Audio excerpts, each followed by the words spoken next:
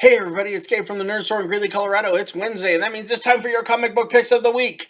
So this week I'm going to do some off-kilter picks, because you know what? There's no big titles coming out with big, amazing key issues, and the crossover stuff is all getting kind of towards the end of its run, and we all know about Rocket Raccoon and Legendary Star-Lord and the epicness that is Guardians of the Galaxy. So instead, I'm going to talk about some of those weirdo books that you may not be thinking about picking up, but definitely should.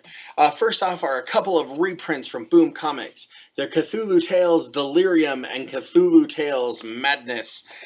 These are an omnibus edition from Boom Comics, reprinting the entire run of Cthulhu Tales, which were these short horror comics, usually 2 to 3 per issue story-wise, that were just cool re-envisionings of Lovecraftian horror. It's a good time, definitely worth your read. Next up is Henry and Glenn Forever and Ever. If you're familiar with Glenn Danzig and Henry Rollins and the machismo that those two kind of encapsulate, then you will be delighted to read this book and revel in the hilarity of imaging them as gay lovers. Henry and Glenn Forever and Ever puts the two of them living domestically and sometimes not so happily with each other. It's a really funny book, and coming out single issue, it made me laugh pretty much nonstop as I was reading it.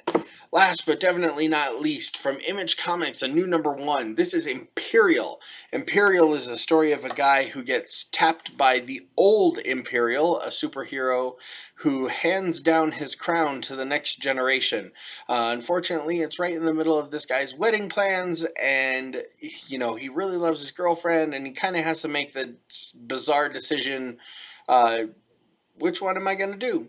So it's weird and silly and fun, and just like all of these books, a little bit off kilter this week. So with that said, I'm Gabe from the Nerd Store in Greeley, Colorado.